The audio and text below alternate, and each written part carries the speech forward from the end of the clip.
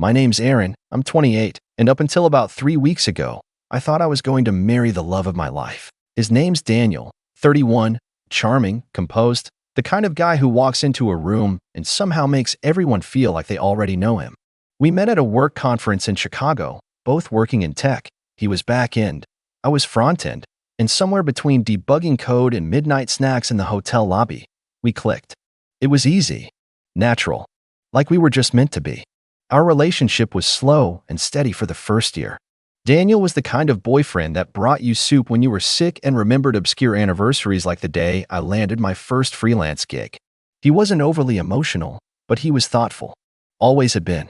That's why, when he proposed after 2 years during a quiet dinner at our favorite Indian place, I didn't hesitate. I said yes, heart pounding, not because of nerves, but because for the first time in my life, everything felt certain. The problems started small. They always do, don't they? Little things you shrug off at first because love makes you generous, maybe even a little blind. His mom, Judith, had always been formal with me. She wasn't exactly warm, but I figured that was just her way. Her family is old money from the Northeast, country clubs, generational homes, etiquette manuals tucked behind designer whiskey bottles. My family?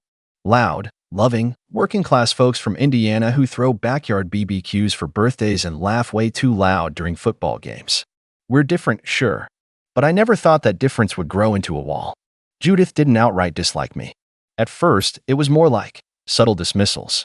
She'd correct my grammar mid-conversation or joke about how charmingly simple I was. One time, at a brunch with her friends, she introduced me as Daniel's latest little project, like I was some kind of fixer-upper home.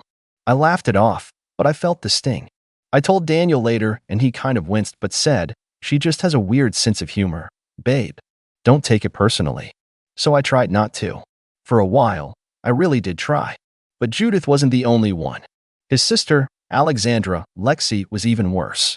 She had that effortless cruelty that some people sharpen like a skill. At dinner parties, she'd casually bring up ex-girlfriends of Daniel's, the ones who came from the right kind of families. Once, during Christmas, she gave me a book titled How to Raise Cultured Children and said it was just a little gag gift, in case you guys start soon. Daniel told her to knock it off, but it always came with this half-laugh, like it was just harmless teasing. I started to wonder if I was the only one who didn't get the joke. Still, we moved forward. We set a date for spring. I was excited to plan the wedding, and for a while, I let myself dream. My mom cried when I told her the venue we picked. It was a restored barn with hanging lights and wildflowers, the kind of place that felt like home. My dad offered to pay for the catering. My younger brother, Eli, wanted to walk me down the aisle with Dad, since we're so close. My family, though not rich, poured their hearts into every little detail. But Daniel's side? They had other ideas. It started during the first big wedding planning dinner with both families. Judith sat down with a leather-bound folder, like she was prepping for a board meeting. She said, and I quote, "This wedding will be about legacy. It's important we reflect the status of the Whitmores appropriately." I blinked.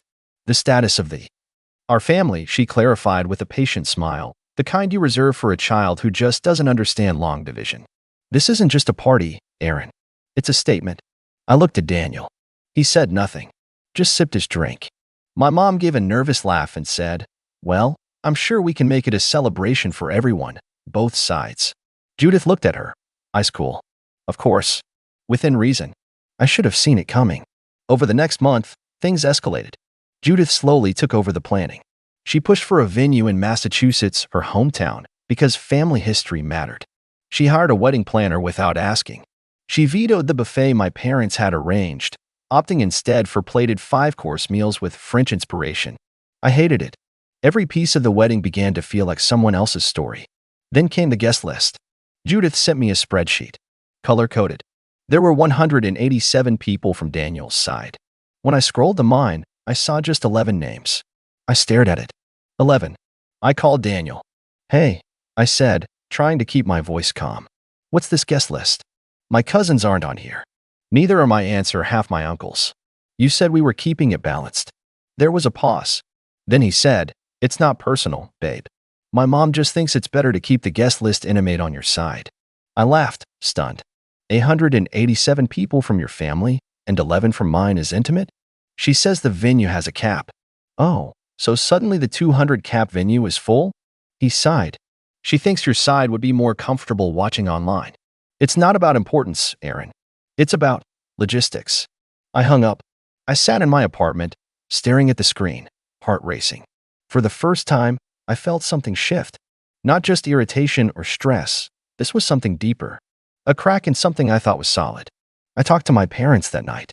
My mom was teary but said, "Honey, if this is what it takes for you to be happy, we'll support you. We can host a separate reception back home." My dad didn't say much, just clenched his jaw and nodded. I should have said no. I should have screamed. But I didn't. I felt so tired, so defeated, so worn down by the months of being steamrolled. So I gave in. I let them have their way. But something inside me had started unraveling. 2 weeks before the wedding, Judith called me to go over final details. It wasn't a conversation. It was a lecture. She reviewed the dress code. No floral patterns, no bold colors, no inappropriate fabrics. She reminded me that my brother's speech had been removed from the reception schedule because the tone was too casual. And then she said, so breezily, like she was commenting on the weather, "Also, just so you're prepared, Daniel's grandmother has expressed concern about the optics of mixing certain families too closely, so your family won't be seated near ours. It's just for appearances, dear." That was the moment. The exact moment something inside me snapped. I didn't say anything. I didn't argue. I just said, "Got it," and hung up. And then I got quiet. Real quiet. I stopped checking the group chats. Stopped responding to planner updates. I went through the motions, dress fittings, confirmations, RSVPs, but inside, I was hollowing out. Daniel didn't notice. Or maybe he did, but chose not to ask. The night before the wedding, we had a small rehearsal dinner. Just the wedding party and immediate family. My parents weren't invited. Neither was my brother. Judith gave a little toast, clinking her glass, smiling with her perfectly manicured hands. "To legacy," she said. "And to new beginnings, ones we can all be proud of." I stared at her, then looked at Daniel. He raised his glass. That night, I didn't sleep. I stared at the ceiling, thinking of my dad walking me down the aisle, except he wouldn't be. Thinking of my mom watching from a screen, of Eli's removed speech, of every piece of me being carved out and replaced with someone else's vision. The next morning, I got dressed. Hair done, makeup flawless, gown zipped and tucked. Everyone told me I looked beautiful. I smiled. I waited. And then, right before the vows, I stood at the altar. I looked around at a sea of strangers in designer suits. I looked at Judith, beaming. I looked at Daniel, still silent. And that's when I did something no one saw coming. I didn't run. I didn't cry. I didn't cause a scene, not at first. I simply turned around. My heels clicked on the polished floor of the venue, each step echoing like a countdown. The air felt too still, like the moment right before a thunderstorm. I heard the murmurs ripple through the room, like the first crack of distant thunder. My heart was hammering, but my face? Calm. Stone cold. Someone called my name, soft at first. Then louder. "Aaron." Daniel's voice. Uncertain. A step forward. I didn't stop walking. I reached the end of the aisle and paused. I turned, slowly, looking out at the stunned crowd. Judith's face had frozen in a smile, like she hadn't fully registered what was happening. Lexi's jaw had actually dropped. A few guests were craning their necks, confused, whispering. Daniel was still standing at the altar, stiff and wide-eyed, his hands slightly lifted as if unsure whether to chase me or stay put. I took a breath. I wanted to scream, to yell at them for everything they'd stolen from me. But I didn't. Instead, I reached into the bodice of my dress and pulled out a folded piece of paper. It was a letter, one I'd written the night before, when I couldn't sleep. I wasn't going to say anything, I began, my voice shaking just slightly. I was going to go along with this. I was going to let you have this day, the way you wanted it. Your food, your venue, your legacy. Judith stood up. "Aaron, sweetheart." "No," I cut her off, voice louder. Stronger. "You don't get to talk now." A gasp from someone in the crowd. I didn't care. I looked at Daniel. Really looked at him. "You let them erase me, Daniel. Piece by piece. You let them take this wedding, this marriage, and turn it into some kind of display for their name, their history, their rules. And I let you. That's on me." He stepped forward. "Aaron, please, we can talk about this after." "There's no after," I said, quietly now. "Not like this." I turned toward the guests. "My family isn't here today. Not because they couldn't be. Not because they didn't want to be. But because they weren't allowed. because someone decided they weren't legacy enough to sit in these rows. More murmurs now. I scanned the crowd, eyes locking with Judith. Her face was pale, lips tight. So, I've decided, I continued, if my family can't be part of this wedding, then I'm not going to be either. Silence. Utter, breathless silence. And then, I walked out. I made it to the side hallway before the first voice caught up with me. It wasn't Daniel. It was Lexi. Her stilettos clacked rapidly behind me, and then she hissed, "Are you serious right now?" I turned to face her. She looked almost amused beneath her outrage, like she couldn't quite believe I'd ruined their little show. "You just humiliated yourself in front of everyone." "No," I said. "I just reminded everyone who this day was supposed to be about." "You think this is some rom-com moment? You think Daniel's going to come running after you with his tie undone and a dramatic apology?" "No," I said again. "I think he already made his choice. Months ago." She sneered. "You'll regret this." "Maybe, but not today." I pushed the heavy wooden doors open and stepped into the blinding spring sunlight. What I didn't expect was what came next. Because parked just outside the venue gates, lined up, windows down, folding chairs stacked in truck beds, was my entire family. My mom, my dad, my brother Eli, aunts, uncles, cousins. They were all there. And when I stepped outside in my gown, I stinging but spine straight, they erupted into cheers. My mom ran to me first. "We didn't want you to be alone," she said, holding me tight. "Not today." I didn't even realize I was crying until I felt my dad's hand on my back, steady as ever. Eli grinned and waved a paper plate. "We brought barbecue. Hope you're not sick of pulled pork." I laughed, really laughed, for the first time in months. And that's when I knew this wasn't the end of the story. It was the beginning. But what I did next, that was the real revenge. We set up right there in the parking lot. My family, bless them, had turned the whole gravel stretch outside that ridiculous country estate into what looked like a mini county fair. My Uncle Joe had brought a smoker on wheels, and it had already filled the air with the smell of hickory and sweet sauce. My little cousins were setting out cupcakes from a plastic container shaped like a football, and someone had popped open folding tables with mismatched tablecloths. There were even Bluetooth speakers set up on someone's truck bed, playing 90s hits. Eli looked at me and said, "Sorry we don't have a string quartet, but we do have potato salad and the Macarena." It was chaos. Beautiful, perfect chaos. I laughed again, wiping tears from my cheeks. "You guys are insane." My mom handed me a paper plate. "Insane about you." For a while, I let it all fall away, the venue, the people inside, Judith's shriveled up expression when I walked out. I kicked off my heels, tied my hair back with a rubber band someone found in the glove compartment, and sat on the tailgate of my dad's truck with a plate full of cornbread and smoked ribs. My dress got dusty. My mascara ran. I didn't care. But then, about 45 minutes in, as we were doing a group photo in front of the inflatable cooler Eli brought, don't ask, I saw him. Daniel. He walked out of the venue slowly, jacket gone, tie loosened, the picture of a man who just realized the party wasn't where he thought it was. Behind him, a few guests trickled out, some confused, some trying to stay out of the drama, and a few who looked like they knew exactly what was happening and wanted to watch it unfold. Lexi was there too, fuming behind her designer sunglasses, talking to someone on her phone in hushed but angry tones. Judith? Nowhere in sight. Daniel walked up to the edge of the lot, stopping a few feet from where I was standing.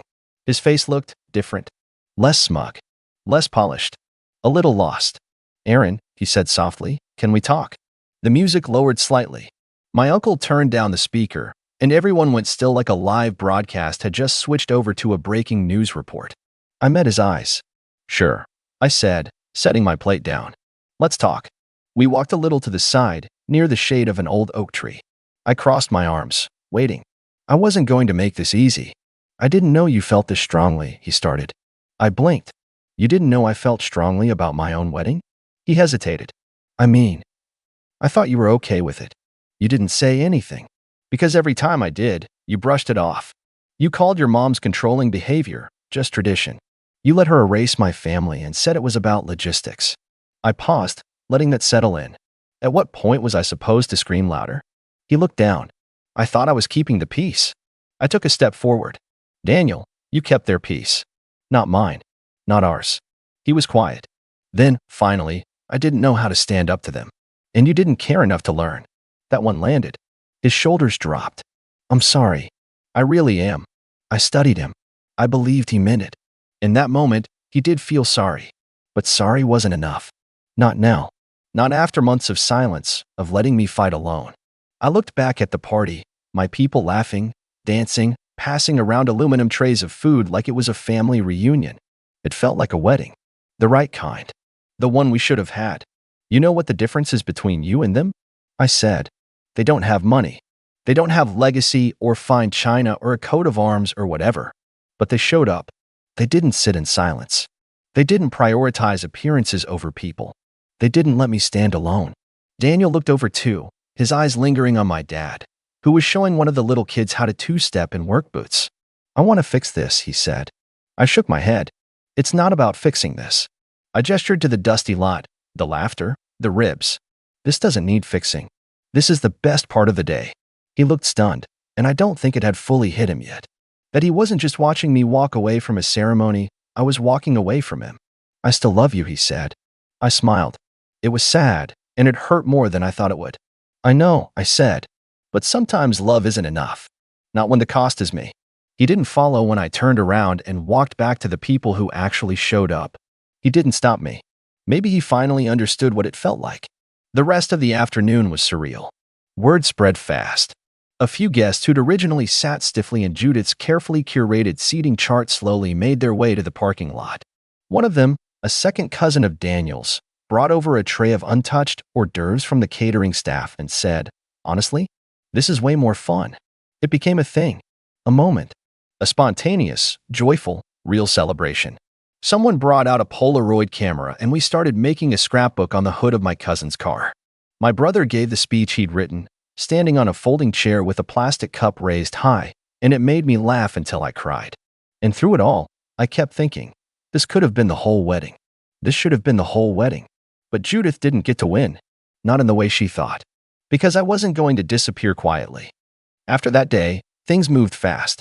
A story like that, someone walking out of their own wedding and hosting a counter-celebration in the parking lot, it doesn't stay private for long. Especially when you've got a cousin like mine, Jenny, who uploaded a short video of my walkout on TikTok with the caption, "My cousin ditched her wedding because the groom's family banned her side." We partied in the parking lot. It blew up. 3 million views in 2 days. Comments poured in, people calling it empowering, iconic, the ultimate Uno reverse. Others shared their own horror stories about being excluded, erased, overlooked. I wasn't alone, and knowing that gave me more courage than I'd had in months. I didn't post much myself, not at first. But then a wedding blog picked up the story and twisted it, framing it as a bridezilla tantrum and quoting an anonymous source, definitely Lexi, saying I had emotional issues and wasn't fit to be part of a legacy family. So I wrote my version. I posted a thread.